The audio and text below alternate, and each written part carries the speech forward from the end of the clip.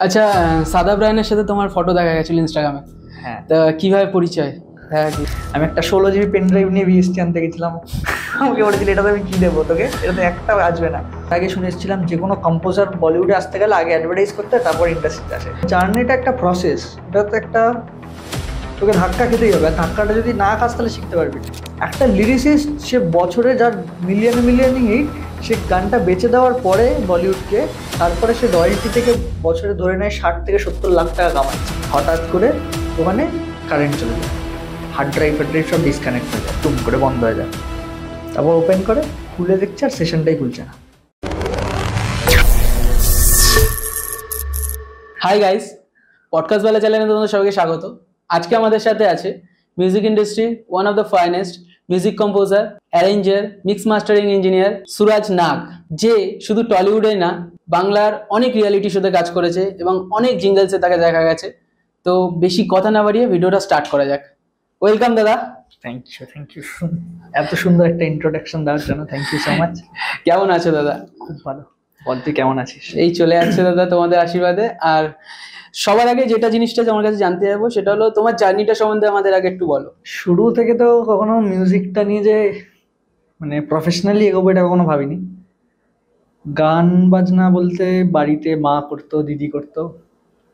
তো মা রবীন্দ্রসঙ্গীত শিখেছে, 4th ইয়ার অব্দি পরীক্ষা দিয়েছে, আমার দিদি শিখতো। তো শুনতে শুনতে এত বোর হয়ে গেছিলাম, আমার একদম ভালো লাগতো না গান। তো মায়ের ইচ্ছা ছিল যে আমি কোনো রিয়েলিটি শোতে গান গাই, এসা সিঙ্গার চাই। তো ওটার থেকে মা জবরদস্তি আমাকে গানের ক্লাসে পাঠায়। তো আমি আগে হাবড়াতে থাকতাম, তো সেখানে একটা গানের স্কুলে ভর্তি করে আমাকে। ওকে। যেখানে 10টা না 12টা মেয়ে ছিল আর আমি একা একটা ছেলে ছিলাম। তো আমার পাড়ার বন্ধুরা আমাকে এত টিস করতে লাগলো যে তুই ওই মেয়েদের সাথে গান শিখতে শিখতে হারমোনিয়াম বাজিয়ে মেয়ে হয়ে যাচ্ছিস। পাড়ায় একটা হলো একবার, মানে দুর্গাপুজো না কোনো সামথিং কোনো একটা পুজোর সময় একটা প্রোগ্রাম হয়েছিল। তো সেখানে হারমোনিয়াম বাজিয়ে আমি একটা রবীন্দ্রসঙ্গীত গেয়েছিলাম। তো তারপর তো মানে পরের দিন থেকে বেরোলে পাড়ায় বলছে যে আরে তুই মেয়ে হয়ে গেলি পুরো। তো ওইখান থেকে আমার ভয় আসলো যে হারমোনিয়ামটা জীবনে বাজাবো না, গান দূরে যাক, আমার আমার দরকার নেই মিউজিক। তো এই করে তখন আমি ছেড়ে দিলাম, যাবো না। যখন যখন আমার যেদিন জানি গানের ক্লাস থাকবে সেদিনকে আমি খেলার ওখানে বেশিক্ষণ থাকতাম, বাড়িতে এসে বলতাম লেট হয়ে গেছে, আজকে আর যেতে হবে না। তারপর এটার থেকে আসলো তবলা শেখা। ভাবলাম যে ওটা শিখবো, তবলা শেখা শুরু হলো। ওটা খুব ভালো ইন্টারেস্ট ছিল আমার। ওটা শিখতে শিখতেই তারপর আমি হস্টেল চলে আসি। তারপর ওই মিউজিক থেকে একদম ডিটাচ হয়ে যাই। ওই ডিটাচ হওয়াটা আমাকে আবার মিউজিকে টানে। বাড়িতে তো মিউজিক শুনে শুনে তখন আর ছিল না যে আলাদা করে মানে কি মিউজিকটাকে নিয়ে কে হচ্ছে, ঠিক আছে এটা আবার কি, কোনো কোনো প্রফেশনালি কিছু ভাবিনি। তখন আমার কলেজ হস্টেল যাওয়ার পর একটা আমাদের স্কুলের একটা ব্যান্ড ছিল। স্কুলের যে ওনার ছিল, ওদেরকে দেখে আমাদের ফেস্টে ওরা পারফর্ম করে। আর বিরাট মানে পারফরমেন্সে সবাই পাগল, সব মেয়েরা পাগল, দেখছে গিটার ফিটার বাজাচ্ছে। তখন ভাবলাম যে বাহ, মেয়েরা বেশ সব গিটার টিটার নিয়ে গান ফান গাইলে বেশি হয়। তাহলে ওই সেইখান থেকে গিটারের উপর ন্যাক আসলো, গিটার শিখবো, তাহলে ওটা ভালো জিনিস, ওটাই ইয়ে হবে। দেন আমার ওই গিটার শেখা স্টার্ট হলো। আমি আমার একটা দাদার কাছে শিখতাম, সেখান থেকে আমাকে ওই দাদাই আরেকজন নেপাল স্যারকে সাজেস্ট করে যে আমার গিটার গুরুজি। তো সেখান থেকে আমার গিটার শেখা। তারপরে তখনও মিউজিকটাকে নিয়ে যে প্রফেশনালি কিছু করবো এরকম তো কখনো ভাবিনি। দেন চলতে লাগে এরকম ভাবে। তখন থেকে আমি গান বানাতাম, আমার গান বানাতে খুব ভালো লাগতো। তখন থেকে লিখতে গান লিখতাম বেসিক্যালি না, আমি কখনো লেখার ইয়েতে ছিলাম না, লিখতে পারতাম না ভালো। কিন্তু তখন থেকে আমার টার্গেট ছিল যে আমি বোম্বেতে গিয়ে কাজ করবো, বলিউডে গান দেবো, এরকম একটা স্বপ্ন ছিল। ওকে। আর গান ইয়ে করবো। কিন্তু তখন আমি জানতাম না যে এগুলো করে এতটা আর্নও করা যায়, এটা আর আইডিয়া ছিল না আমার। আমি এমনি আমার গান বেরোবে সিনেমায়, সেটা সেটা দিয়ে যে অনেক টাকাও কামানো যায় সেটা আমি জানি না কখনো। তো সেখান থেকে মায়ের তখনও ইচ্ছা যে আমি রিয়েলিটির সাথে গিয়ে গান গাইবো। মা খুঁজছে ছেলেকে কোথায় গান শেখানো যায়। তো এই করে আমার দিদিকে একবার অডিশনের জন্য, এই রথিজিৎ দা, যে হলো আমার মিউজিকের গুরুজি, ওভারঅল মিউজিক বলবো, খালি গানের বলবো না, কারণ সব কিছু ওনার থ্রুতেই আজকে আমি যা যা করি। ওকে। ইন্সপিরেশন বলতে পারো, গুরুজি প্লাস গুরুমা দুজনেই, মানে ওনার ওয়াইফ শ্রেয়া ভট্টাচার্য। তো সেখানে আমার দিদি অ্যাকচুয়ালি অডিশনের জন্য ইয়ে করেছিল। ওকে। তো দিদির যাওয়ার কথা ছিল, দিদির তারপর ওখানে কি হয়, অডিশন, এত অডিশনের রিকোয়ারমেন্ট থাকে মানে ওখানে গুরুজির ওখানে কি হয় যে মানে অনেকদিন পর পর সবাইকে ডাকে। তো ডাকতে ডাকতে আমার দিদির কলটা এসেছিল প্রায় 7-8 মাস পর। তখন দিদির বিয়ে হয়ে গেছে। দিদি বলছে আমি আর যাবো না, আমি কি আর কি করবো, আমার বিয়ে হয়ে গেছে, তুই চলে যা। আমি বলছি তোর নাম রেজিস্টার করে আমি কি করে চলে যাবো। তখন ও ফোনে বলে যে আমার একটা ভাই আছে, ও শিখতে চায়, তোমরা প্লিজ ওকে করে নাও। তো ওই সূত্রে আমার যাওয়া। আমি সারা মেট্রো, সেই দমদম থেকে, তখন আমি বাগুড়িতে শিফট করে যাই, তখন দমদম থেকে মেট্রো ধরে গড়িয়া অব্দি আমি মেট্রোতে রবীন্দ্রসঙ্গীত একদম শুনতে শুনতে যাচ্ছি, যে ওটাতে গিয়ে আমি অডিশন দেবো। গিয়ে ঢুকলাম, তখন আমি গিটার নিয়ে গেছিলাম, যে গিটার নিয়ে আমি আর না গিটার ছাড়া শোনাবো না। তখন ওখানে ঢোকার সময় একজন যে ছিল রিসেপশনে, সে বললো যে গিটার নিয়ে তো স্যার শোনে না, স্যার ওখানে তানপুরা বা হারমোনিয়াম। আবার হারমোনিয়াম, ঠিক আছে থাক। গিটারটা বাইরে মায়ের কাছে রেখে ভিতরে ঢুকে গেলাম। তো ওখান থেকে আমার শুরু, মানে ওখানে দেখছি সবাই গান গাইছে, কেউ বলছে 7-8 বছর 10 বছর শিখে টিকে এসছে। শুনে হচ্ছে আমি তো শিখিয়ে আসিনি কোথাও, মাঝখানে শিখেছিলাম 6-7 মাস, তা বাড়িতে যেটুকু শুনে শুনে যা শেখা ওই আর কি। তারপর আমার টান আসলো এরকম, তো আমাকে বললো কি শোনাবে আজকে। তখন ওই আমি যে গানটা প্রিপেয়ার করে গেছিলাম তার আগে একটা মেয়ে শোনালো, ওই মেয়েটা বললো আমি 10 বছর ক্লাসিক্যাল শিখে এসেছি। সেম গান শুনিয়েছে? হ্যাঁ সেম গান শুনেছি। এবার আমি বলছি এত সুন্দর গাইলো, এরপর আমি শোনাতে আমাকে এক্ষুনি বলবে তুমি চলে যাও, শেষ। হ্যাঁ ওটা থেকে তখন আমি ভাবলাম যে কি করা যায়, আমার মানে নিজেরই একটা গান শুনিয়ে দেবো। তো আমার একটা ওই গানটা আমি লিখেছিলাম ফার্স্ট, যেটা আমার এত বছর পর এই কদিন আগে রিলিজ করেছে আমি গানটা, ও মেরি জান বলে আমার একটা গান। ওকে। তো ওটার লিরিক্স তখন অন্যরকম আমি কিছু লিখেছিলাম। তো ওটা তখন আমার হট করে মাথায় আসে যে আমি ওই গানটা শোনাবো, তাই কিছু ভুলভাল হলে বলবো ওটা আমার ইস্যুর, আমি এরকমই বানিয়েছি, কিছু বলতে পারবে না। এটা হলো। তা আমার বললো কি গান শোনাবি, আমি বললাম এরকম নিজের একটা গান। বলছে নিজের গান তো এখানে কেউ শোনায় না, তুই কেন শোনাবি। আমি বললাম না আমার কাছে অনেক গান আছে, আমি নিজের গানই শোনাবো। বললো আচ্ছা ঠিক আছে শোনা। তারপর আমি খালি গলায় স্টার্ট করলাম গাওয়া। 2 লাইন শুনে বলছে দাঁড়িয়ে তুই কোনো ইনস্ট্রুমেন্ট বাজাতে পারিস, আমি বললাম হ্যাঁ। এবার হারমোনিয়াম রয়েছে, আমি গিটারটার কথা বলতে পারছি না, আমাকে বলে দিচ্ছে গিটারে শোনে না। আমি বলছি হ্যাঁ হারমোনিয়াম একটু জানি। হারমোনিয়াম তাকে বাজাতে তুমি? হ্যাঁ, তো ওই হারমোনিয়ামে কর্ডস ধরে গানটা আবার শুরু করেছি, পুরো মুখড়াটা শুনেছে। তখন ওই বাইরে যে রিসেপশনে মানা করেছিল, সে বললো স্যার ও গিটারও নিয়ে এসছে। আমি বললো আচ্ছা তুই গিটার নিয়ে এসছে তো বলিস নি কেন। আমি বললাম আমাকে তো ঢুকতে দেয়নি, গিটার নিয়ে বলেছে গিটার নেওয়া যাবে না। তো সেখান থেকে বললো, তারপর আমাকে বললো তোর কাছে টাইম আছে, আমি বললাম হ্যাঁ। তো ওখান থেকে আমার বললো তুই বস, আমি সবার অডিশনটা শেষ করি, তোর অডিশনটা লাস্টে নেবো। হ্যাঁ ঠিক আছে। কি হলো, আমি গিটার টিউন করে বসেছি ওখানে, সবাই একের পর এক গাইছে, আমি পিছনে পিছনে গিটার বাজাচ্ছি। তারপর আমার অডিশন 40 মিনিট ধরে হলো। ওই একটা গান নিয়ে অনেক পোস্টমর্টম করলো, এটা এভাবে শোনা ভয়ে শোনা, এটা বাজিয়ে দেখা ওটা বাজিয়ে দেখা। এই থেকে সেদিন থেকে আমার একটা কিছু ন্যাক আসে। আর সেদিনকে তারপর মানে অডিশনের পরে না সবাই ওই স্যারকে প্রণাম করে বেরিয়ে যাচ্ছিল। তো আমি যখন প্রণাম করতে গেলাম আমাকে বললো তুই তো আজকেই তোকে দেখলাম, আমি জানি না তুই কি করবি আগে, যাই করিস এই গান বানানোটা ছাড়িস না, আর মিউজিক কখনো ছাড়িস না। এই কি বলছে এগুলো, এরকম তো কিছু ভাবিনি কখনো, এমন কি আছে। ওই সেখান থেকেই আমার জার্নি শুরু, বলতে সেখান থেকেই আমার এই মিউজিক অ্যারেঞ্জমেন্ট, যেহেতু রথিজিৎ দা এত সুন্দর, নিজে আজকে বাংলাতে এত বড় একটা নাম, ভালো অ্যারেঞ্জার কম্পোজার হিসাবে, আমার সবটাই বলতে পারো এই জিনিসগুলো শেখা সব দাদার থেকেই। প্রত্যেক মুহূর্তে হেল্প করা। আমি একটা 16 জিবি পেন ড্রাইভ নিয়ে বিএসটি আনতে গেছিলাম, আমাকে বলেছিল এটাতে আমি কি দেবো তোকে, এটাতে একটাও আসবে না। বললাম আচ্ছা কি তাহলে কত জিবি আনবো, 32 জিবি। তো বলছে আরে 1 টিবি নিয়ে হার্ড ড্রাইভ, এতে কিছু হবে না। 1 টিবি, আমি প্রথম আকাশ থেকে বললাম 1 টিবিও কিছু হয়। এগুলো সব 2018-তে ঘটেছে এই ঘটনাগুলো। তারপর থেকেই রাত দিন না ঘুমিয়ে ইউটিউব ঘেটে ঘেটে ঘেটে ঘেটে শেখা শুরু। ওকে। আচ্ছা দাদা, যেখান থেকে তুমি শুরু করেছিলে আর এখন তুমি যেখানে দাঁড়িয়ে আছো, এর মধ্যে তো অনেক তোমাকে স্ট্রাগল করতে হয়েছে, ঠিক আছে, অনেক কিছু শিখেছো, ঠিক আছে, অনেক কিছু ভুল করেছো। তা এমন কি কি আছে যেগুলো তোমার সারা লাইফে তুমি রাখতে চাও, শেখা জিনিসগুলো, আর এমন কি কি আছে এগুলোকে বাদ দিতে চাও, ওগুলো আর রিপিট করতে চাও না? বাদ দেওয়ার মতন তো সেরকম একটা কিছু নেই, মানে পুরো এটা জার্নিটা একটা প্রসেস, এটা তো একটা তোকে ধাক্কা খেতেই হবে, আর ধাক্কাটা যদি না খাস তাহলে শিখতে পারবি না, ওটাতে শিখতে তোকে হবে। এবার ধাক্কাটা খেলে দুটো অ্যাডভান্টেজ আছে এটার, মানে এটার অ্যাডভান্টেজটাই আছে, যেটা হলো ধাক্কা খেলে তুই শিখে যাবি যে কিসে ধাক্কা খেলি, পরের বার সেই ভুলটা করবি না।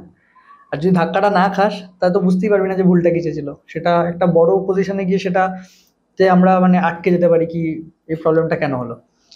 তো আমার লাইফে জার্নিটাকে এরকমভাবে দেখিনি আমি, আমার এখনো ভাল লাগে সারাক্ষণ ল্যাপটপ নিয়ে একটা কিছু এখনো বানালে আমার ওই আগের মতনই আমি আমার যে ক্লোজ যে আছে বন্ধু বান্ধব তাদেরকে আমি আগে সবাই শোন একটা কিছু বানিয়েছি, তা এখন আমার থাকে। বা এখন আমি এই রথিদার কাছে কিছু একটা এখনো নতুন কিছু বানালে সবার আগে দাদাকে পাঠাই, দাদা একটা কিছু বানিয়েছি শোনো। এই জিনিসটা বলতে পারিস আমার দাদার থেকেই শেখা। আজকে আমার থেকে এত সিনিয়র, উনি কি লেভেলে একটা নাম, কি লেভেলে মিউজিক সম্বন্ধে শেখা, ওয়েস্টার্ন মিউজিক বল, ক্লাসিক্যাল মিউজিক বল, বল, সব গুলে ঘেটে খেয়ে ফেলেছে। আমি আজকে যখন ওনার থেকে আমি অ্যারেঞ্জমেন্ট শিখেছি, আমি আজকে যখন অ্যারেঞ্জমেন্টে নিজে একটা ঘেটে কিছু বার করি, আমাকে পাশে বসিয়ে বলে শেখা কি করে করেছি, কি করে করেছি। এখনো অবধি সেই শেখার মানে এখনো শেখে, লিটারেলি এখনো। ইভেন এটা তো আমি তাও এখনো যদি একটা 12 বছরের বাচ্চা যদি কোনো গান শোনে, সেই গানটা কেন শুনছে সে ওর থেকে লিঙ্ক নিয়ে শুনবে এখনো। তো এই জিনিসটা তো এরকম একটা প্রসেস। আচ্ছা, তুমি যখন মিউজিক ইন্ডাস্ট্রিতে আসলে, তোমার তখন ইন্সপিরেশন কে ছিল যে যাকে দেখে এবার ওর মতন হব, আমি ওনার মতন হতে চাই? কম্পোজার হিসাবে তো ইচ্ছা ছিল যে প্রীতম দাস, সবাই চেনো, প্রীতম চক্রবর্তী, এটা ছিল। তখন ভেবেছিলাম যে সিঙ্গারও হব একবার, ইচ্ছা ছিল যে ঠিক আছে গানটা যখন এগোচ্ছে তাহলে সিঙ্গার হিসাবে। এটা স্টার্ট করতে করতে আমার ওই ইউটিউবটা তখন আসে একবার, এগুলো বিষয় অ্যাজ এ ইন্সপিরেশন বলতে ওই প্রীতম অ্যাজ আ কম্পোজার হওয়ার যে প্ল্যানটা ছিল, এটার জন্য আমার প্রীতম বা রেহমান বলতে পারিস। ওকে, আচ্ছা, সাদা ব্রায়ানের সাথে তোমার ফটো দেখা গেছিল ইনস্টাগ্রামে। হ্যাঁ, তা কিভাবে পরিচয়, দেখা কিভাবে? ওটা হলো এগুলোর সাথে মানে একটার সাথে না একটা অনেক লম্বা লম্বা লিঙ্ক আছে। এই সাদা ব্রায়ানের ব্যাপারটা, মিক্স মাস্টারিং যে এটা একটা কোনো প্রফেশন, এটা আমি জানি না তখন। ওকে, আমি তখন গান করতে শুরু করেছি। তো একবার হয়েছিল কি, আমার একটা গান কলেজে আমি ইউকেলেলে নিয়ে গেছিলাম চান্নামেরা 2017, হ্যাঁ এন্ডে ডিসেম্বরে। তো আমার একটা বন্ধুর ফোন থেকে আমি ভিডিও বানিয়েছিল, ওটা ওই আপলোড করে দিয়েছিলাম আমার চ্যানেলে। তো ওই গানটা 3-4 মাস পর হঠাৎ করে 1 মিলিয়ন হয়ে যায় ইনস্টাগ্রামে। না ইনস্টাগ্রামে না, তখন ইনস্টাগ্রাম কে ছিল, ইউটিউব। হ্যাঁ, তো ওটা তখন হয় যে কি রে ভাই, এরকম ভাবে গানটা রোজ দিন দেখছি 30,000 40,000 ভিউজ হচ্ছে, এরকম হচ্ছে। আর আমি ইউকেলেলের কভারটা করেছিলাম, ওটা আবার আরেকজনের ভিডিও দেখে, টিউটোরিয়াল দেখে দেখে আমি তুলেছিলাম। 4টা দেখে বানিয়েছিলাম, তারটাতে ভিউজ ছিল না, তারটাতে 2-3,000 ছিল, আমারটাই দেখছি আমি 4টা দেখে ওটা করেছিলাম। তারপর তো বন্ধুরা বললো ভাই তুই গান বার কর, হেভি হচ্ছে ব্যাপারটা, এরকমই হবে। তখন আমি ঠিক আছে চল, এরকম ভাবে 1-2 গান করলাম। তখন ইউটিউবার সিঙ্গার হিসাবে কেউ ছিল না বলতে ছিল সিদ্ধার্থ চারেটিয়া বলে একজন ছিল যে ইউটিউব স্টার্ট করেছিল, আর এখন রাঘব চৈতন্যা যে এখন বলিউডে খুব নাম, খুব রিসেন্টলি ফেমাস হলো, ও ইউটিউবার ছিল। রাজ বর্মন ছিল, হ্যাঁ ওরও এখন খুব নাম। তখন এই গুনে গুনে এই 4 থেকে 5 জন সিঙ্গার, ম্যাক্স টু ম্যাক্স 5 জন। তো ওদের কোয়ালিটি দেখছি কি আউটপুট, ফাটাফাটি আউটপুট ভাই, এরকম আউটপুট। আর আমি ওই হলে মানে আমার ক্লাসরুমের মধ্যে রিভাব ইকো হচ্ছে ওরকম লাইভ গাইছি। এবার তাহলে আমাকে শিখতে হবে এটা কি করে হয়। তখন আমাকে একজন বন্ধু বললো এগুলো তো স্টুডিওতে রেকর্ড করে। বলছে আচ্ছা স্টুডিওতে করতে হয়, ঠিক আছে তাহলে স্টুডিও, ঠিক আছে খোঁজ নি। তারপর একটা স্টুডিওর খোঁজ পেলাম যে কি করে হয় এটা। তো একজন বললো তোকে ভিডিও শুট করে দেবো আর এরকম অডিও পুরো রেকর্ড করে দেবো, আমি 15,000 নেবো একটা গানের জন্য। একটা গানের জন্য 15,000। ওই সময় আমি কলেজে ঢুকেছি তখন 14, অটোমোবাইল ইঞ্জিনিয়ারিং পড়ার জন্য, যেটাতে বিলকুল কোনো মনই ছিল না আমার। যাই হোক চলো পড়তে হবে, পড়ছি। তো ওই সময় বাড়ির থেকে টাকাও চাওয়া যাবে না যে আমাকে 1 গানের জন্য দিয়ে দেবে, এরকম না। কিন্তু ইউটিউবটা তখন আমি বুঝে গেছিলাম, খুব ঘাটতাম, সারাক্ষণ রিসার্চ করতাম, আমার খুব ছোটবেলা থেকে ন্যাক ছিল এটার। কোনো একটা টপিক পেলে সেটাকে একদম ঘেটে নিগড়াতাম। তো কি ইউটিউবে দেখলাম যে সাস্টেন মেনটেন করতে গেলে আমাকে যে তোর হবে রেগুলার মেনটেন করতে হবে, অ্যাটলিস্ট মাসে 3টে থেকে 4টে কন্টেন্ট দিতে হবে। তো তখন ওই এটা 2017, তখন আমি ভেবে নিয়েছি এরকম প্ল্যান। কারণ তখন আমার ওই চান্নামেরার জন্য সাবস্ক্রাইবার 5,000 6,000 ওই সময় বাড়ছে, সেটাকে তো কন্টিনিউ করতেই হবে, কিছু করার নেই। তো ওই থেকে তখন একটা গান করতে গেলাম, তা বললাম যে না এরকমভাবে হবে না। তখন আবার দিয়ে সার্চ করতে লাগলাম, ইউটিউবেই সার্চ করতাম যে কি করে এইসব রেকর্ডিংয়ের প্রসেস হয়। ওই করে একটা সেকেন্ড হ্যান্ড সাউন্ড কার্ড কিনলাম ফার্স্টে, তারপর একটা মাইক কিনলাম। এই করে নিজে আস্তে আস্তে টুকটুক করে শেখা শুরু করলাম, ম্যানেজমেন্ট মিক্সিং কী করে হয়। নিজের ভিডিও এডিট করতাম। একটা দাদা পেয়েছিলাম পাড়ার, খুব হেল্প করেছিল আমাকে, ওর কাছে ক্যামেরা ছিল, ও বললো তোকে আমি শ্যুট করে দেবো চল। তো ও আমাকে ভিডিও করে দিত, আমি বাড়িতে এসে আবার রাত্রেবেলা সার্চ করতাম হাউ টু এডিট ভিডিও। তখন কি সনি ভেগাস প্রোতে আমি এডিট করতাম, ওটা থেকেই শিখেছি কি আবার এডিটও করছি। তো এই করে বাস ইউটিউবটা তখন ইয়ে হয়, তখন জানতে পারি আরে তো গানটা তো সব হচ্ছে, এবার গানটা শুনতে কেন ভালো লাগছে না তবু। তখন জানলাম আচ্ছা এটা আলাদা একটা সাবজেক্ট আছে, মিক্সিং মাস্টারিং। ওইখান থেকে মিক্সিং, এটা আবার কি হয়, ঠিক আছে এবার রিসার্চ করো মিক্সিং মাস্টারিং কি করে শিখবো, কিছুতেই এবার টার্মগুলো আমি জানি না, ইকিউ কি হয়, কম্প্রেসার কি হয়, রিভার্ব কি হয়, আমি এগুলো বুঝতেই পারছি না এগুলো কি, নামগুলো জানি না, দেখতে তো পাচ্ছি চল ঠিক আছে, ওগুলোকে তাও কিছু না কিছু করে নাড়িয়ে ফড়িয়ে কিছু একটা আওয়াজটা ভালো করে দিচ্ছিলাম। সেটাই। তো এই করে তখন ভাবলাম যে না আমাকে শিখতে হবে, তখন ওই আমি রথিরদার কাছে গিয়ে বললাম দাদা আমাকে বলো এগুলো, আমি কোথায় থেকে আমাকে জানতে হবে। তো এই করে আমি কাজটা স্টার্ট করেছিলাম। হঠাৎ করে দাদা তখন সারেগামাপা আসে ফার্স্ট, তো ওই 2018-তে, হ্যাঁ ওই সময় আমার দাদা আমাকে 18 না 19 মনে হয়, 18 এন্ডে আমাকে দাদা বলে তুই আমাকে অ্যাসিস্ট করবি তাহলে। যে অ্যাসিস্ট করবো মানে এটা তো আমার জন্য বিরাট ব্যাপার, কিন্তু আমি অ্যাসিস্টটা করবো কি, আমি জানি না কাজটা। বলছে শিখে যাবি। তখন দাদাকে অ্যাসিস্ট করার জন্য আমি গেলাম একদিনকে, ওখানে গিয়ে দেখছি দাদা এত এত ট্র্যাক, 100-150 ট্র্যাক এক একটা গানের, একটা ছেলে এরকম কম্পিউটারের দিকে তাকিয়ে সারা রাত ধরে কাজ করে যাচ্ছে এরকম করে। বাপরে বাপ এগুলো কি করে হয়। তো ওখানে আরেকটা ইঞ্জিনিয়ার আসলো, এসে বললো যে তুই একটা কাজ কর, এই মাস্টারিংয়ে এত টাইম নষ্ট করছিস। তখন জানলাম আচ্ছা মাস্টারিংও কিছুটা হয়। তো বলে একটা নতুন আইসোটোপের প্লাগইন আছে, ওটা লাগিয়ে দে, অটোমেটিক্যালি একটা মাস্টার করে দেবে। আমি সঙ্গে সঙ্গে ফোনে লিখতাম, কোনো সব নতুন শব্দ পেলেই লিখতাম, তারপর বাড়িতে গিয়ে ইউটিউবে সার্চ করতাম। তো লিখে টিকে নিয়ে গেলাম।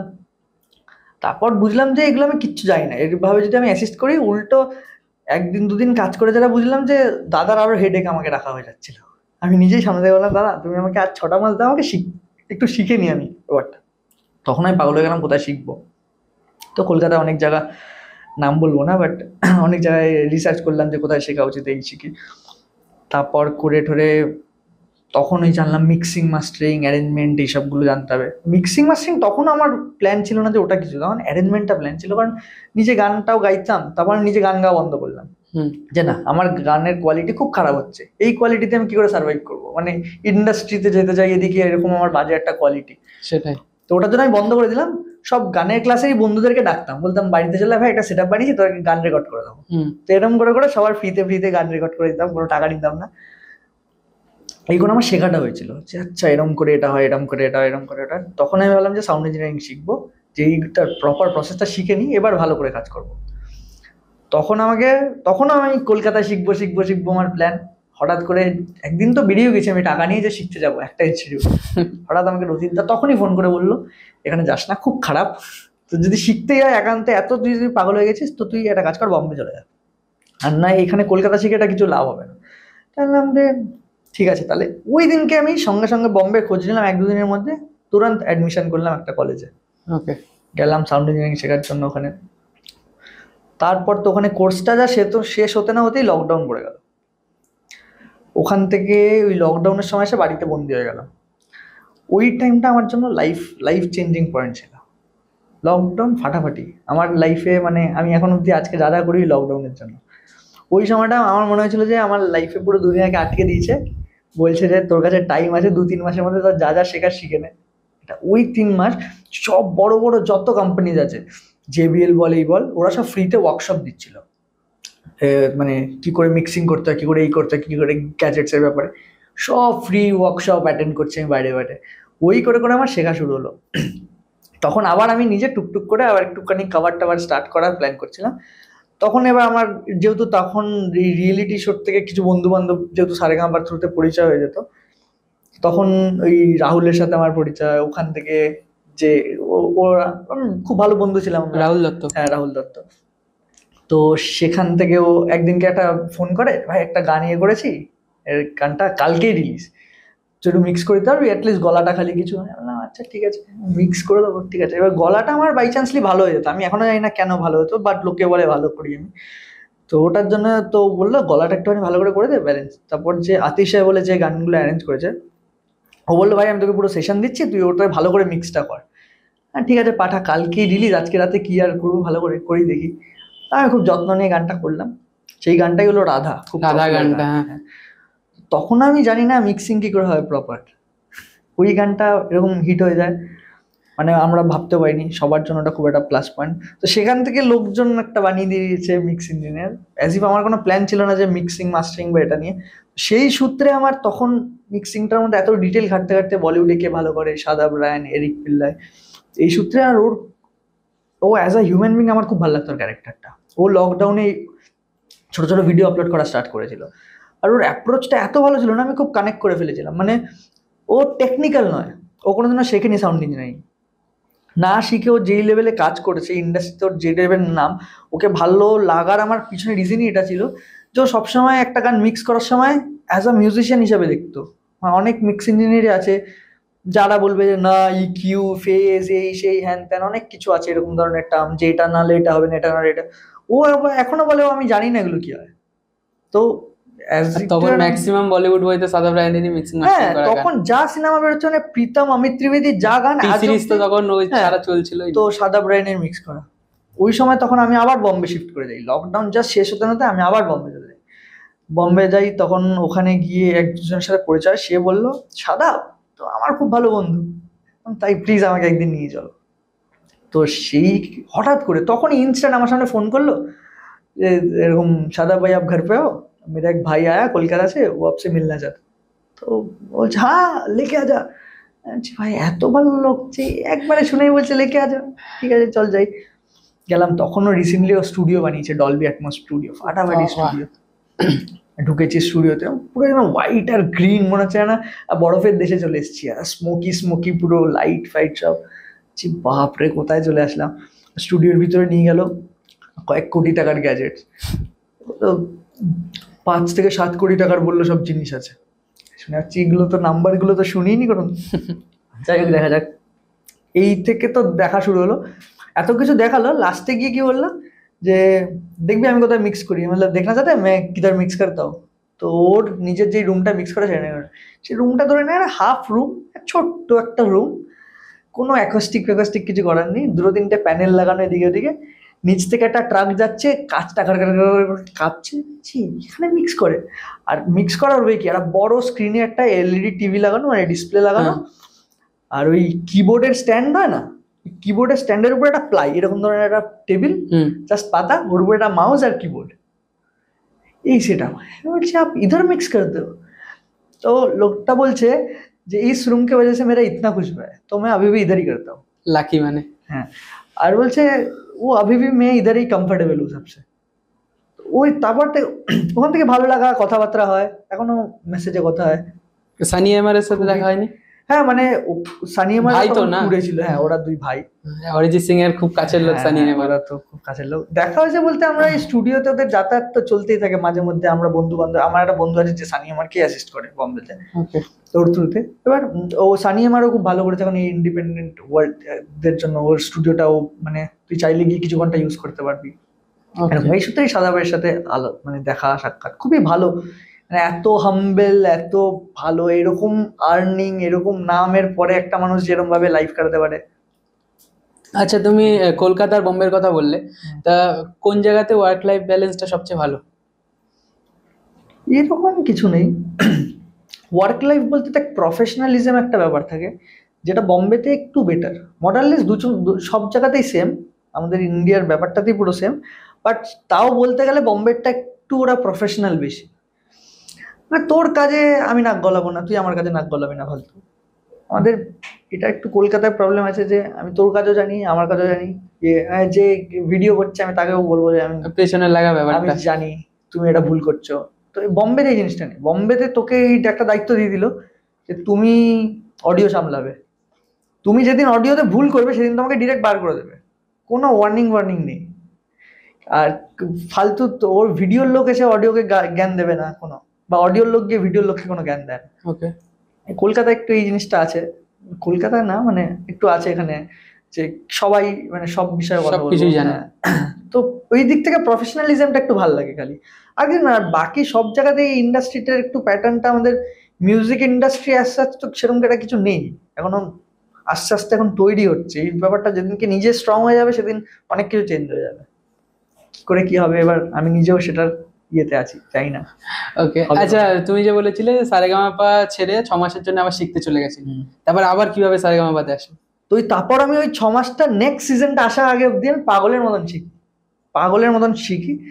ওই সিজনটা আবার আমাকে দাদা বলে, এবার অ্যাসিস্ট করবি তুই আমাকে? আমি যে হ্যাঁ, এবার আমি অনেকটা জেনে এসেছি। সেই বছরটা পুরো অ্যাসিস্ট করে আমার পুরো অন্য একটা লার্নিং এক্সপিরিয়েন্স, যে ওই শেখার পরেও যে আরেকটা প্র্যাকটিক্যাল শেখা কি হয় এইটার ব্যাপারে পুরো নলেজ হয়, তৈরি হয়। তো তারপর বেশ ওরকমভাবে পুরো শেখাটা, মানে ওই সিজনটা পুরো বিরাট একটা এক্সপিরিয়েন্স হলো। এত মিউজিশিয়ানের সাথে পরিচয় হলো, মানে সারেগামাপার মতন এত বড় রিয়েলিটি শো আমাদের সারা ইন্ডিয়াতে হয় না। বম্বেতে অনেক রিয়েলিটি শো হয়, আমরা রিসেন্টলি গিয়ে এইবার সারেগামাপার হিন্দি সারেগামাপা করেছি, বাট আমাদের বাংলাতে যেই লেভেলে হয়, যেরকম মিউজিশিয়ান নিয়ে, যেরকম এইবার হিন্দি সারেগামাপাতেও তুমি মিক্সিং মাস্টারের দায়িত্বে ছিলে? ছিলাম। ওকে। তো সেই সেই ইয়ে থেকে এইখানটা এতটা লাউড, এতটা মানে ফাস্ট হয়, এরা মিউজিক্যাল নিয়ে খুব মানে ইয়ে থাকে। তো সেই ক্ষেত্রে সারেগামাপাটা মানে আমার ওটা আরেকটা লার্নিং স্কুল বলতে পারিস, এই অ্যারেঞ্জমেন্ট শেখা বা মিক্সিং শেখা। ওকে, আচ্ছা তুমি যেহেতু সারেগামাপার পুরো একদম ভেতরে ঢুকে ঢুকে কাজ করেছো, তা একটা খুব জানার ইচ্ছা আছে, সেটা হলো কি সবকিছু কি লাইভ রেকর্ডিং হচ্ছে নাকি আগের থেকে রেকর্ডিং করা ভার্স থাকে? না না, সিঙ্গার সবসময় লাইভ গায়। ওকে, যেটা টিভিতে আমরা দেখতে পাচ্ছি। টিভিতে দেখতে পাচ্ছি ওটা লাইভই, সিঙ্গারের লাইভ গাওয়াটাই শুনছিস তোরা, এরকম কিছু না। মানে সিঙ্গার যেটা লাইভ গাইছে সেটা ভালো। এই তুই যে পডকাস্টটা রেকর্ড করছিস, সেটাকে তুই, এটা তো লাইভই হচ্ছে, এটাকে তুই ইউটিউবে শোনার জন্য এই রটা আপলোড করতে পারবি না, তোকে একটুখানি ঠিকঠাক করতে হবে যে কোয়ালিটিটা একটু ভালো শোনো, এইটা হয়। বাট এরকম হয় না যে আমি আবার গিয়ে তোকে ডাবিং এ গিয়ে দিচ্ছি, আমি পডকাস্টটা আমার শুনে শুনে রেকর্ড করে দিচ্ছি, সেটা না। সিঙ্গার লাইভটা অনেক সময় কি হয়, অ্যারেঞ্জমেন্টটা কিছু কিছু ক্ষেত্রে ট্র্যাক হয়। এত মিউজিশিয়ান, যখন ধর একটা স্টেজে অ্যাট এ টাইম 100 জন কোরাস রয়েছে, 10 জন তবলা বাজাচ্ছে, 10 জন সেতার বাজাচ্ছে, এরকম সারেগামাপাতে তোরা দেখেছিস। এই জিনিস, এই গ্র্যান্ডনেস গুলো মাইকিং ব্যালেন্স করতে প্রচুর টাইম টেকিং যায়। তো এই টাইমটা সেভ করার জন্য কিছু কিছু সময় অ্যারেঞ্জমেন্ট করে নেওয়া হয় ট্র্যাকটাকে, যেরকম ক্যারাওকে ট্র্যাক হয় ওরকম প্রপার ক্যারাওকে ট্র্যাক বানানো হয়, ওইটা চলে স্টেজে, ওটার উপরে সিঙ্গার লাইভ গায়, সিঙ্গার লাইভই গায়।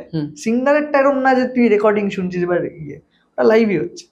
ওকে, আচ্ছা তুমি যে বললে ইউটিউব দেখে শিখেছো, ঠিক আছে, তারপরে এই রোডটা দেখে দেখে তোমার মোটামুটি শেখা। তো মিউজিক তো সাধনার জিনিস বলে, তো সেক্ষেত্রে কি কোনো কোর্সে বা ইউটিউব দেখে শেখা যায়? কোর্স আর ইউটিউবটা দুটো আলাদা জিনিস। কোর্সটা হলো তো একটা ফিক্স প্যাটার্নে শেখায়, তুই যদি একদম কিচ্ছু না জানিস তাহলে কোর্স তোর জন্য হেল্পফুল। কোর্স তোকে বেসিক বলে দেবে যে এটা এ, এটা বি, এটা টেবিল, এটা চেয়ার। এবার তো তুই জানিস যে এটা টেবিল চেয়ার, কিন্তু টেবিলে কি করে বসতে হয় বা চেয়ারে কি করে বসে টেবিলে রেখে খেতে হয় সেটা তুই জানিস না, সেটা তুই নিজে শিখতে পারবি। এবার বেসিক জিনিসটা জানার জন্য কোর্স ভালো, বাট তোকে যখন তুই এই জিনিসগুলো মানে প্র্যাকটিক্যালি যখন তুই করতে যাবি, সেটার জন্য তোকে ইউটিউবটা হেল্প করে। ইউটিউব আমার ক্ষেত্রে তো ইউটিউব ফাটাফাটি হেল্প করেছে। মানে আমি কোনো কিছুতে আটকাতাম, ইউটিউবে সার্চ করতাম, সেটার থেকে কিছু শেখা, 4টে জিনিস অনেক সময় পেতামও না, হয় অনেক সময় ম্যাক্সিমাম সময় পাওয়া যায় না অনেক কিছু, বাট এখন তো খুব অ্যাভেলেবেল। এখন কি চাস, যা চাস ইউটিউবে লিখলে সব দেখে। ওকে, আচ্ছা যারা আজকের দিকে ধরো মিউজিক নিয়ে স্টার্ট করতে চাইছে, ইয়ং জেনারেশন, তারা কেমন ভাবে স্টার্ট করতে হবে? কারণ মিউজিকের ইনস্ট্রুমেন্টের দাম প্রচুর, তারা বেসিকটা কিভাবে শিখবে? বেসিক তো এখন একটা সেটআপ অলমোস্ট এখন সবার কাছেই আস্তে আস্তে হয়ে যাচ্ছে, একটা ল্যাপটপ, একটা সাউন্ড কার্ড, একটা মাইক্রোফোন, একটা কিবোর্ড। ওকে, এই কটা জিনিস যার কাছে রয়েছে, এই কটা খুব মিনিমালিস্টিকও হয়, মানে কম বাজেটেরও একটা সেটআপ হয়। সেই সেটআপ নিয়ে সবাই আজকাল কাজ করে। আর সবাইকে জানা উচিত, যারা মিউজিক নিয়ে এখন এগোচ্ছে, অ্যাজ আ সিঙ্গার বল, যে যাই হোক, যদি মিউজিক নিয়ে এগোতে যায় তাকে এই অ্যারেঞ্জমেন্ট, এইসব বিষয়ে নলেজ থাকাটা দরকার। কোন ড নিয়ে কাজ করলে ইয়ং যারা শিখছে তারা ভালো শিখতে পারবে? স্পেসিফিক কিছু এরকম কোনো ড নেই, বাট প্রফেশনাল যে কোনো ড যদি ইউজ করে, লাইক কিউবেস বা লজিক বা প্রোটুলস অ্যারেঞ্জমেন্ট হয় না, বাট মানে হয় কিন্তু অতটা ভালো হয় না। এফএল তো যে কোনো, এটা কোনো ব্যাপার নেই, এটা ওই গাড়ির মতো। কারণ তুমি কোনটা ইউজ করছো? আমি তো কিউবেস করতাম আগে, এখন যেরকম লজিক ইউজ করি। তাও এরকম কোনো ফারাক পড়ে না যে মানে কিউবেস মানে তুই ভালো কাজ করিস, বা এফএল মানে তুই খারাপ কাজ করিস, বা লজিক মানে হেভি কাজ করিস, এরকম কোনো ব্যাপার নেই। অনেক বন্ধু আছে বম্বেতে, মানে বলিউড ইন্ডাস্ট্রিতে কাজ করে, যারা এফএল স্টুডিওতে কাজ করে, মানে ওরা অ্যারেঞ্জমেন্ট ওতেই করে। ওকে, আচ্ছা রেকর্ডিং এর জন্য মাইকটা কতটা বেশি ম্যাটার করে?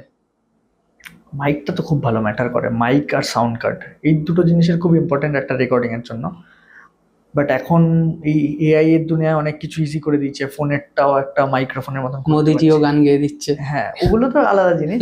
বাট এই বাইরে ধর একটা নর্মাল ফোনে আমি একটা কিছু রেকর্ড করলাম, সেটাও আমি একটা স্টুডিও কোয়ালিটি রেকর্ড করে দিতে পারবো। সব এআই বেরিয়েছে, কি অ্যাডোবি পডকাস্ট বলে একটা, আমি নিজেই মাঝে মধ্যে ইউজ করি, হুম। ভালো এগুলো।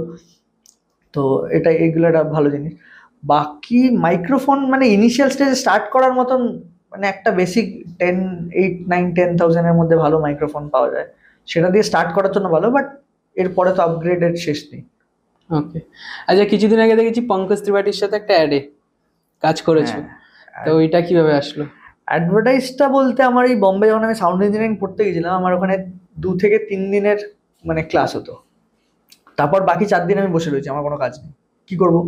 তখন আমি স্টুডিও ঘুরতাম যে কিছু কাজ পাওয়া যায় কিনা।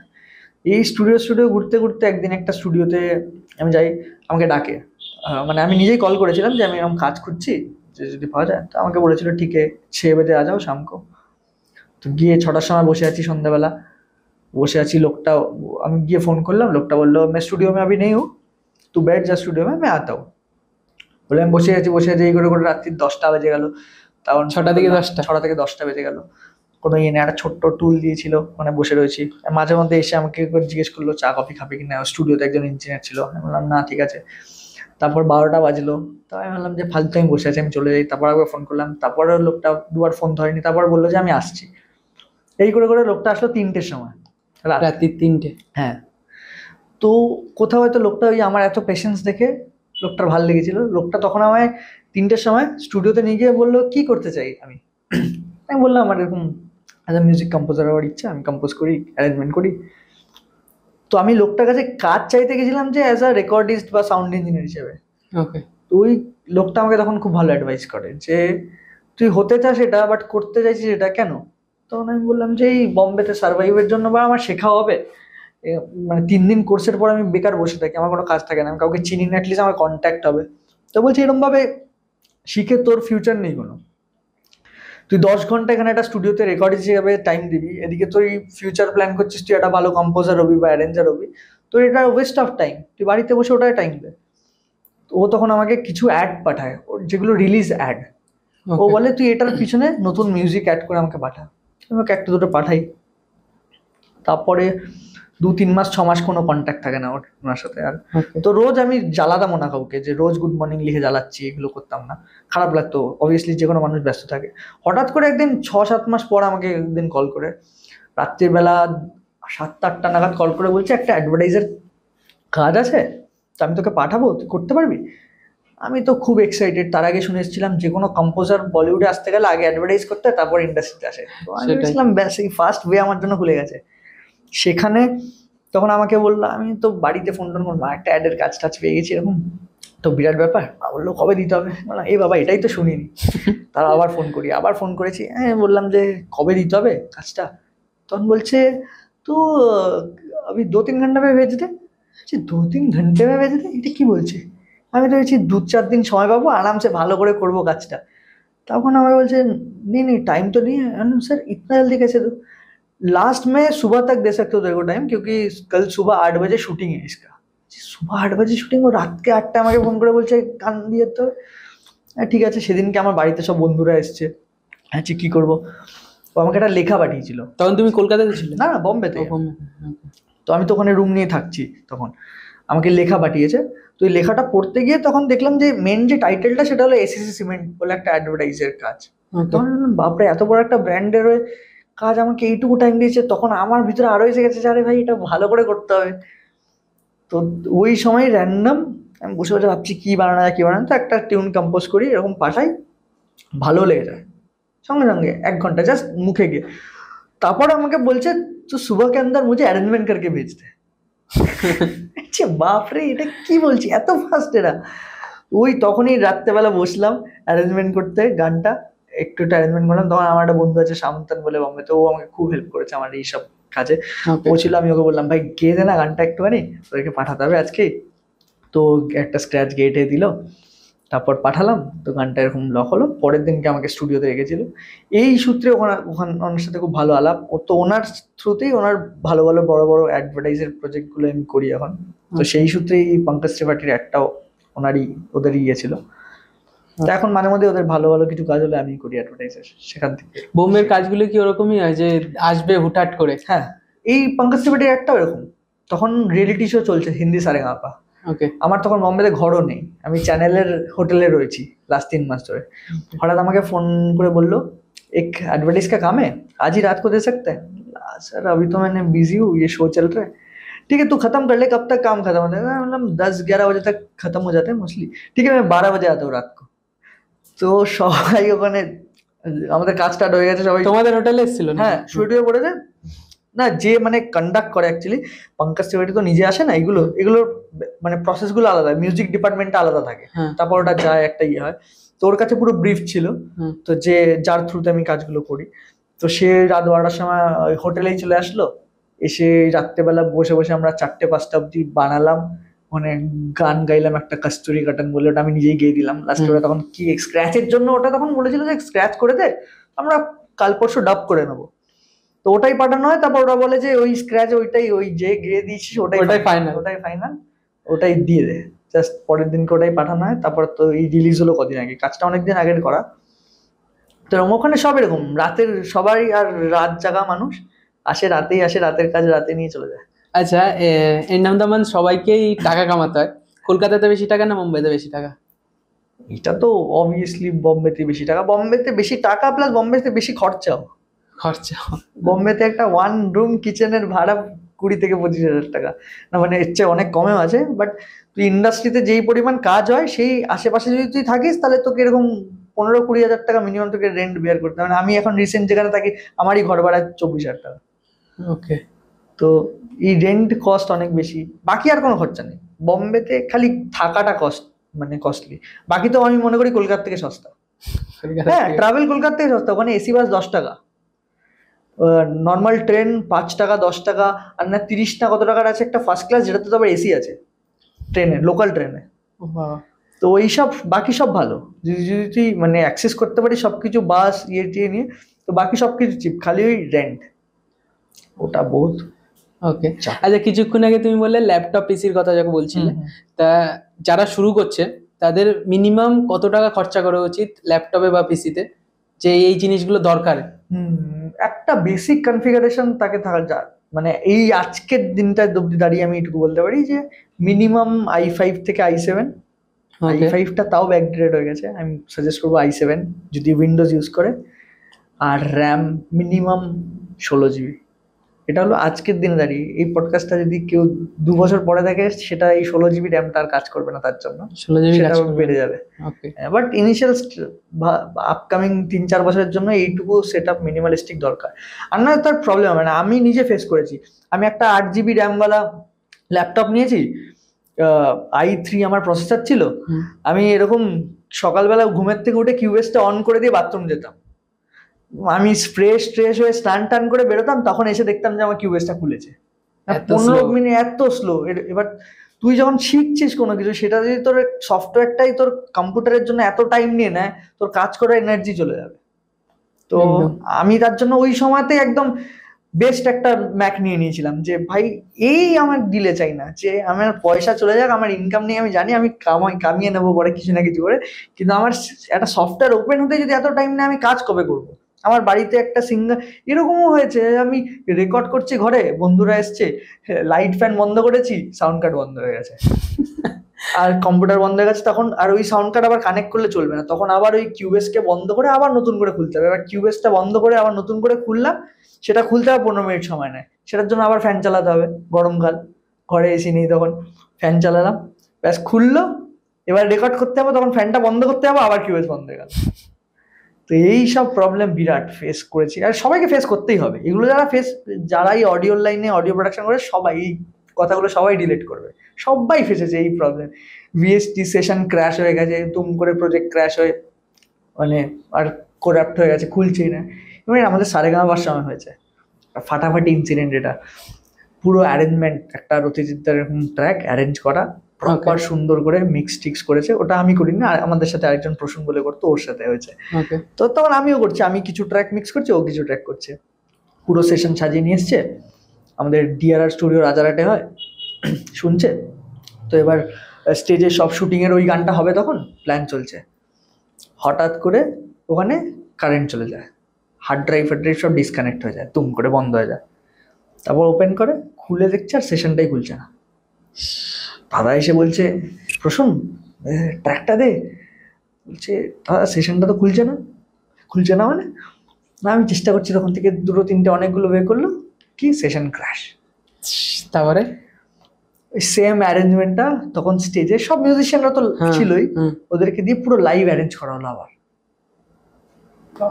ইনস্ট্যান্ট। মানে ওই সময় এইগুলো আমার এই রথিত স্যারকে দেখে শেখা, যে ওই সময় একটা মানুষ মাথা কি করে ঠান্ডা রেখে কাজটা নামা। মানে আমি হলে তো ভাবতাম যা, আমি আর এটা জীবনে বানাতে পারবো?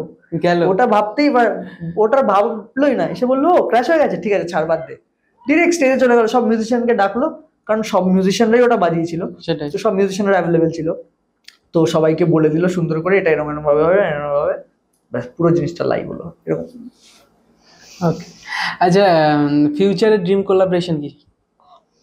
কোলাবোরেশন এখন তো কিছু প্ল্যান এরকম নেই আমার। নিজে এখন ইন্ডিপেন্ডেন্টলি আমি নিজে আবার গানে ফিরে এসেছি, গান গাইছি, কম্পোজ করছি। এখন মেইনলি কোনটাতে ফোকাস করছো? এখন আমি ইন্ডিপেন্ডেন্ট গান গাওয়াটাতে ফোকাস করছি। আমি নিজে কম্পোজ করি আর নিজে গান গাইছি। আর ইভেন কিছু কিছু গান যেগুলো আমি নিজে গাইতে পারবো না, সেগুলো যদি আমি সিঙ্গারকে দিয়ে অবভিয়াসলি করাবো, ফেভারিট যারা সিঙ্গার্স আছে চেষ্টা করছি। মেনলি এখন আমার ইন্ডিপেন্ডেন্টলি নিজের কাজ করাটাই মেন মোটিভ। ইন্ডিপেন্ডেন্ট কেন? কোনো লেভেলের আন্ডারে না কেন? এটার তো কোনো রিজন আছে, মানে ভ্যালিড রিজন যদি জানতে চাস তাহলে মানে লেভেলের অনেক ন্যাকড়া থাকে যেগুলো ভাল লাগে না শুনতে। যে অ্যাজ ইভ আমার মতন একটা, আমার এখন মনে হয় যে এতদিন ধরে মিউজিকটা শিখে যেভাবে করে এসেছি সেই অনুযায়ী আমি একটা গান সাজিয়ে অ্যারেঞ্জমেন্ট করে নিয়ে গেলাম, ওখানে গিয়ে একজনকে শোনালাম, একজন বললো বাহ খুব ভালো ফাটাফাটি এই গানে কা ফিউচারে। আরেকজন হঠাৎ করে এসে বললো যে तो ये गाना मस्त है पर अरेंजमेंट ना नहीं चलेगा, ये पूरा ओल्ड स्कूल है, इसको चेंज कर दे। তো আবার আরেকজন এসে বললো ইয়ে অ্যারেঞ্জমেন্ট মাস্ট থেকে লিরিক্স না একদম বেকার। এক একজনের এক একটা মতি, এটা সব জায়গাতেই হয়, এটা লেভেলের জন্য না। যখন একটা কাজে 5টা মাথা থাকবে তখন 5জনের 5টা মত থাকবে, তো সেটা একটা সমস্যার জন্য ইন্ডিপেন্ডেন্টটা সুবিধা হয়েছে। ভাই আমার নিজেরই মাথা, নিজেই ভাবছি, নিজেই করছি, কেউ বলার নেই কিছু, আপলোড করছি আর শুনছেও লোকজন। আমি এটার কনফিডেন্স পেয়েছি, আমার নিজেরই একটা গান আকেলা রাস্তা আমি লাস্ট আগের বছর এপ্রিলে এই 5 তারিখ একদিন আগে রিলিজ করেছি আগের বছর। সে গানটা মানুষজন শুনছে, কোনো এক্সপেকটেশন ছিল না। গানটার আগে আমার সেশন ক্র্যাশ হয়ে গেছিল, ডিলিট হয়ে যায়, 4বার লিরিক্স চেঞ্জ হয়েছে, কতবার ঝগড়া হয়েছে আমার। তো গানটা লিখেছে স্নেহা, আমার খুব ভালো বন্ধু। আর ও প্রথমে লিখেছিল আর আমি ওকে শোনাতাম, কিছু গান বানালে আগে ওকে পাঠাতাম যে দেখ এরকম একটা বানিয়েছি। তখন ওই আকেলা রাস্তারও এরকম ভাবে একটা তৈরি, যে ওকে পাঠালাম র্যান্ডম, আর ও শুনেই এমন কানেক্ট করে ও একটা ও নিজের ভাইবে গানটা পুরো লেখে। মানে যেইটুকু গানটার মেনলি হিট হয়েছে আকেলা রাস্তায় আবার, সেটা ওরই লেখা। তো পুরো গানটাও তখন লিখে একটা দেয়। তারপর আমার তো ওটাই ভালো লেগেছে। এবার দেখ আমরা বাংলা গানটা মানে পুরোও নেই, 1 মিনিট 40 সেকেন্ডের গান। তো আমার হিন্দি অত স্ট্রং না যে আমি হিন্দি গ্রামাটিক্যাল এত কিছু জানি বা ইয়ে, মানে হিন্দি গাইতে পারি বলতে পারি সেটা আলাদা জিনিস, বাট যেহেতু আমাদের মাদার টাং ওটা নয়, তো আমি গ্রামারের ব্যাপারে এত নলেজ নেই আমার।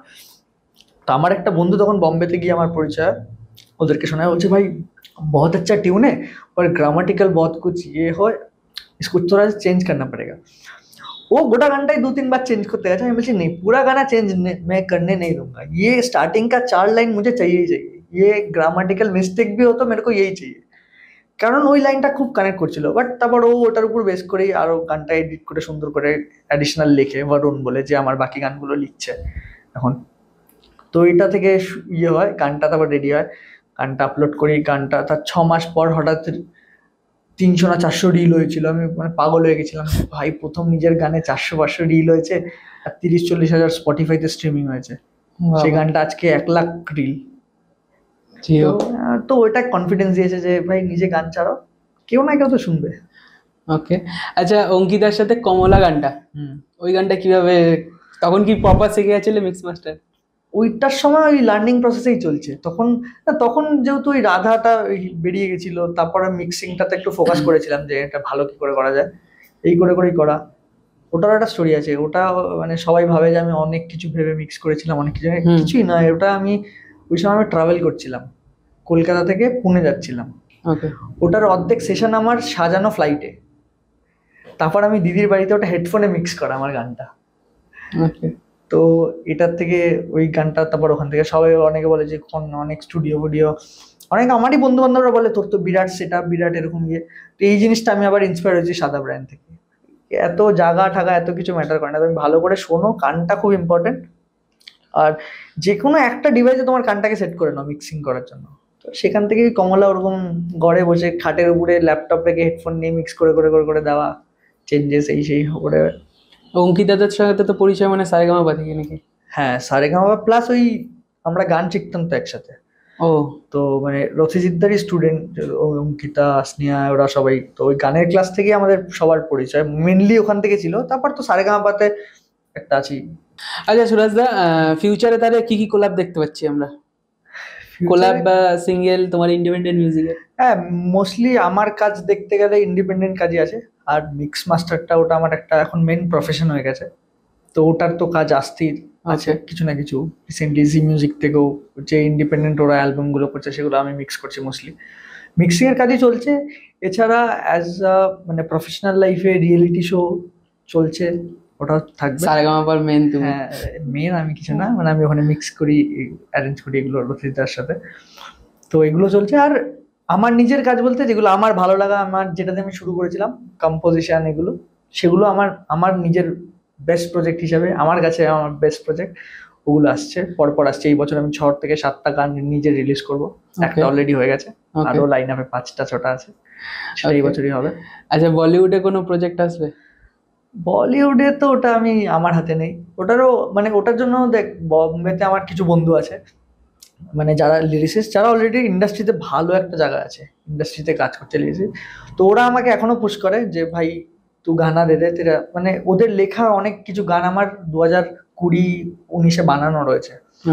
তো সেই গানগুলো যদি কোনোদিনও যায় তো ভালো, আমি জানি না। এবার ওরা ওই গানগুলো নিয়ে নিয়েছে, বাট আমি এখনো বানাই ছোট ছোট মজার মজার গানগুলো, তো ওদেরকে দিয়ে রাখি। মানে আমি নিজে অ্যাজ এ পিচ করতে কিছু যাই না, বাট যাচ্ছি না, আমার ইন্টেনশন নেই, কারণ আমার নিজেরই ইন্ডিপেন্ডেন্ট রিলিজ করার প্ল্যান আছে। কারণ আমি এগুলো নিয়ে এখন খুব রিসার্চ করেছি, আমার নিজের গানের রাইটস অ্যান্ড অল এগুলো সব নিজের কাছে রাখবো। তো এগুলো নিয়ে বাকি ওদের থ্রুতে যদি কিছু লেভেলে পিচ হয় তো সেটা হলে ভালো। ওটা তো মানে আমি জানি না, আমার হাতে নেই ওটা, ওদের থ্রুতে কিছু হলে ভালো। আচ্ছা যারা নতুন কম্পোজার আছে বা অ্যারেঞ্জার আছে, তোমার সাথে যোগাযোগ করতে চাইছে বা তোমাকে নিয়ে কিছু কোল্যাব করতে চাইছে, তারা কিভাবে যোগাযোগ করবে? এখন যোগাযোগ করার জন্য কোনো বড় ব্যাপার তৈরি, ইনস্টাগ্রাম আছে, ফেসবুক আছে, ফেসবুকের থেকে ইনস্টাগ্রামটা বেশি। বাট আমি সোশ্যাল মিডিয়া খুব খারাপ, মানে একদম ইউজ করি না। কেউ যদি আমার বলে, কেউ যদি বলে তোমার তো এত পোস্ট দেখি, ওই পোস্টটা খালি জাস্ট আমি যাই আপলোড করি, আর আমার সব নোটিফিকেশনও বন্ধ। আমার মানে ফোনে কোনো ফেসবুক থেকে নোটিফিকেশন আসে না, কোনো ইনস্টাগ্রাম থেকে নোটিফিকেশন আসে না। ওকে। তো আমি যখন ওটা খুলি তখনই মেসেজ দেখলে দেখতে পাই, অনেক আছে আমি 2 মাস পর রিপ্লাই দিয়েছি, কারণ আমি দেখি না, আমার দেখতে ইয়ে লাগে, খুব বোর লাগে এই কাজটা আমার। এখন তাও রিসেন্টলি নিজে গান চাচ্ছি বলে ভালো লাগছে, একটু দেখছি লোকজন রিল বানাচ্ছে নিজের গানে, তো এটা মজা আসছে, এখন ভালো লাগছে, তার জন্য একটু অ্যাক্টিভ থাকি। তো এর কি ইনস্টাগ্রাম বা মেল মেল করে দিতে পারো, আমার ইনস্টাগ্রামে সব ডিটেল দেওয়া আছে। ওকে। আচ্ছা তুমি যে কপিরাইটের কথা বললে, এই কপিরাইটটা একটা আর্টিস্ট তার কাছে নিজের কাছে কিভাবে রাখবে? এটা তো একটা পুরো আলাদা চ্যাপ্টার। তো ইন্ডিপেন্ডেন্ট আর্টিস্ট যারা হচ্ছে তারা আজকাল নিজেদের গানের পুরো নিজেদের রাইটস তাদের নিজেদের কাছে রাখতে পারে চাইলে। যে সে কোনো ডিস্ট্রিবিউটারকে থ্রু গান রিলিজ করে, লাইক যে কোনো টিউনকোর, সিডিবিপি, এরা হলো ইনিশিয়াল ডিস্ট্রিবিউটার। বড় বড় ডিস্ট্রিবিউটার লাইক বিলিভ, আরও অনেক আছে, তোর ওয়ার্নার মিউজিক, এরা সব আছে। তো এরকম তুই অ্যাজ আ ইন্ডিপেন্ডেন্ট সাবস্ক্রিপশন নিয়ে বা ওদের সাথে কন্ট্রাক্টে গিয়ে তুই গান রিলিজ করতে পারিস অডিও প্ল্যাটফর্মে লাইক স্পটিফাই, জিও সাভান, এইসব জায়গাগুলোতে। তো সেগুলোর কপিরাইট, পাবলিশিং রাইটস এগুলো সব আলাদা। এগুলো না তোর জন্য রয়্যালটি কালেক্ট করে, এগুলো অনেক আর্টিস্টরাই এখনো জানে না, বাট জানা উচিত। আমাদের ইন্ডিয়ার জন্য আইপিআরএস, যে এই গান আজকে ধর আমার কোনো গান আমি বিক্রি করে দিলাম কোথাও কোনো লেভেলকে, সে আমাকে একটা সামথিং 2 লাখ 5 লাখ টাকা দিল, গানটা চলে গেল। কালকে ধর গানটা খুব ভাইরাল হয়ে গেল, খুব হিট হলো, সেই গানটা একটা রয়্যালটি পাওয়া যায়। 25% রয়্যালটি কম্পোজার পায়, আর লিরিসিস্ট 25% রয়্যালটি পায়, আর 50% অডিও যে পাবলিশার হয় তারা পায়। তো এই জিনিসটাগুলো অনেক আর্টিস্ট জানে না, তো তাদেরকে জানা উচিত। যেরকম আইপিআরএস আছে আমাদের, আরো অনেক কিছু আছে এরকম। তো সেই লেভেলকে যদি গানটা দিয়ে দেয় তারপরে এগুলো পায়? হ্যাঁ, তারপরে পাওয়া যায়, এটাই তো জানে না। ওকে। তো সেই তোর গানটা আজকে ভাইরাল হয়ে গেল, তার 25% রয়্যালটি তুই পাবি। একটা লিরিসিস্ট সে বছরে যার মিলিয়নে মিলিয়নে হিট, সে গানটা বেচে দেওয়ার পরে বলিউডকে, তারপরে সে রয়্যালটি থেকে বছরে ধরে নেয় 60 থেকে 70 লাখ টাকা কামাচ্ছে, খালি রয়্যালটি, শুধু রয়্যালটি দিয়ে। ভাব, আইপিআরএস থেকে। তো এরকম আরো আছে। আর এখন তো অ্যাজ ইফ যারা ইন্ডিপেন্ডেন্ট তারা নিজেই পাবলিশার, হ্যাঁ তো নিজেই পাবলিশার, তুই নিজেই কম্পোজার। তো লাইক আমার যেরকম আকেলা রাস্তা, আমি নিজেই কম্পোজার, তো নিজে 25%, যে লিরিসিস্ট যে সে 25% পাবে, আর 50% হলো পাবলিশার, পাবলিশারটা আমি নিজে, সেটারও আলাদা করে রয়্যালটি পাবো আমি।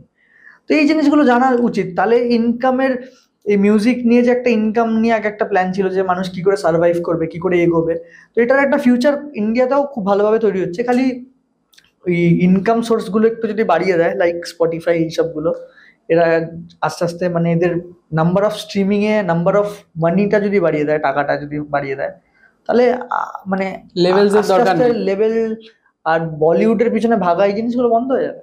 বলিউডে গান আগে 7-8 মিনিটের হতো।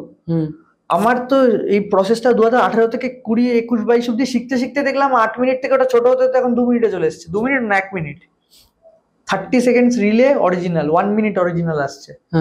তার কদিনে বন্ধ হয়ে যেতে পারে। তো তার জন্য এইটার আর কি আছে, তো নিজের গান নিজের রিলিজ করো। আমার আগে প্ল্যান এরকমই আছে, আমি নিজে ট্রাভেল করবো, ওর জন্যই তুমি ইন্ডিপেন্ডেন্টে বেশি ফোকাস করছো। ওকে, থ্যাংক ইউ সো মাচ দাদা আমাদের পডকাস্ট চ্যানেলে আসার জন্য। তোমার এখানে এসে কেমন লাগছে? খুব ভালো লাগছে। তোর সাথে তো আমার কাজ তো সেই 2020 থেকে স্টার্ট হয়েছিল, সেই সূত্রে তোর সাথে পরিচয়, সেখান থেকে তুই আজকে এত ভালো কাজ করছিস, সেটা দেখে ভালো লাগছে। আর কি, ভালো করে এগিয়ে চল, এটাকে কন্টিনিউ কর, খালি এটাই বলার, একদম, আর কিছু না। থ্যাংক ইউ সো মাচ দাদা।